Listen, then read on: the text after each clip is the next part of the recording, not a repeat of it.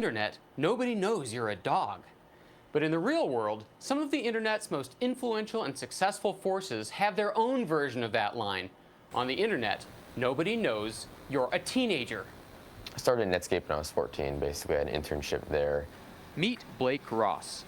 By the ripe old age of 19, he had co-written a new web browser called Firefox. It's so good, 50 million people installed it in its first 6 months, and it stole 10% of the market away from Microsoft's browser, Internet Explorer. We want you to start up the web browser and be able to surf the web without worrying about spyware, without worrying about viruses, without worrying about pop-up ads. Firefox is free, but 21-year-old Mark Zuckerberg turned his little web experiment into a very big business.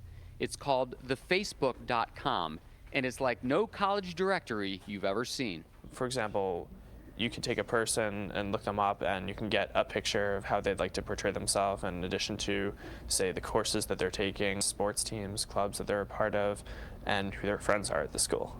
But I think that there's a lot of times where people will just go out, meet someone, say, okay, I don't know that much about this person, and they'll go back to their room and do what people call Facebook them, which is go on the Facebook and look them up just to kind of see the snapshot of what they have. In less than 1 year, the Facebook.com has become an addictive part of everyday college life. We've gone from having around 150,000 people in the fall to right around 3 million now, so it's pretty cool. But not as cool as this, $13 million of investment capital. we get a lot of feedback saying like how much people love the site. I get a couple of marriage proposals each day. Three, two. Robin Liss is a junior at Tufts University. She runs camcorderinfo.com, the internet's #1 source of camcorder information and reviews. She posted her first article online when she was 10. I was playing around with my mom's huge Panasonic VHS camcorder making claymation videos. I wrote an article on how to make a video for under $100, and like 70 people read it, and I was like, whoa, this is the coolest thing ever. Her audience is slightly bigger today. Camcorderinfo.com is the largest camcorder review publication in the United States, online or off. We reach about 300,000 people every single month. Finally, meet Wayne Chang. He's the creator of i2Hub, a super high-speed communications network that lets college students across the country collaborate and share computer files. In March, over 8 million hours were spent on i2Hub by students across the nation. About 1,800 schools have requested to join the network. 4 internet pioneers, each of whom began changing the face of online business and culture when most teenagers were just happy to get their driver's licenses. How did they do it? Rule number 1, get an early start. At the age of 7, I got my first computer. When i2Hub's Wayne Chang immigrated from Taiwan, he could barely speak English. And the fact that I had a language limitation at the time prohibited me from basically making friends easily. So that means I had a lot of time on the computer. And at the age of 11, I got my first job with a corporation in California. I got my first computer when I was, I guess, around 6th grade. And within weeks of getting it, I was like, all right, I want to learn how to program. This is pretty sweet. Rule number 2, exploit the anonymity of the internet. Between email and the phone and a website, no one has to know how old I am. And what it allowed me to do, I think, is develop credibility based on our product alone.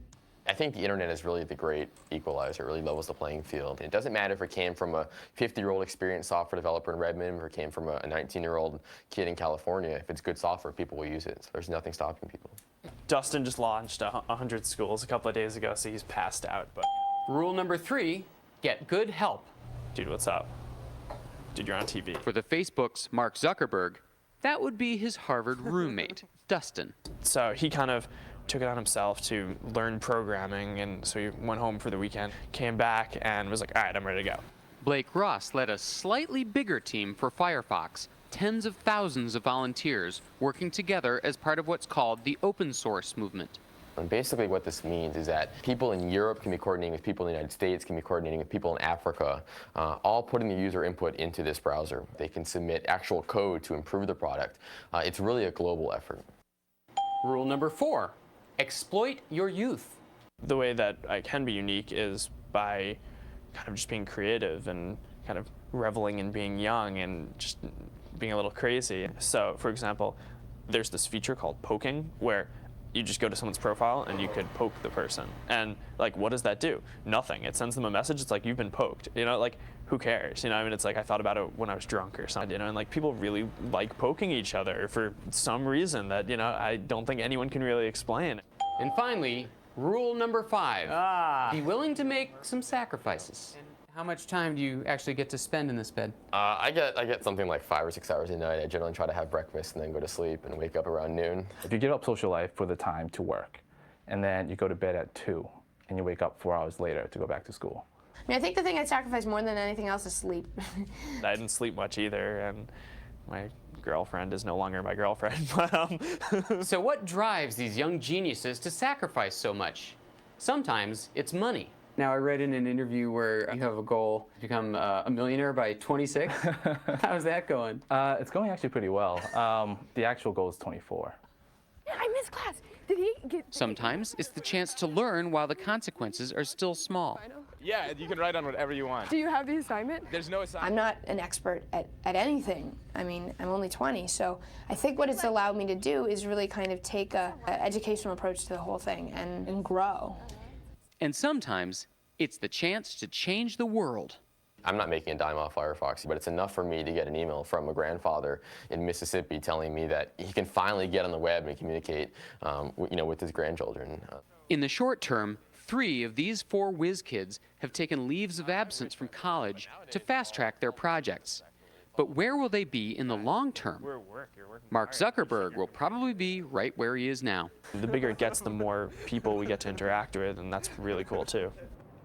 Wayne Chang's I2 Hub project has grown so big that it's created a problem. Students are using his high-speed network to swap movies and music. The recording industry is worried, so is the motion pictures industry. They've sued about 405 students. But he says he has a solution. It's still secret at this point, but he says it could change the landscape even more profoundly.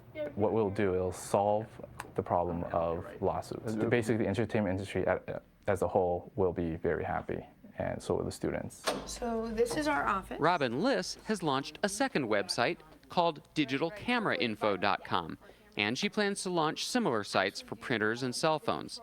But for her, all of this is still just a rite of passage. I hope to move into the political or public policy sphere where I can help improve people's lives through government.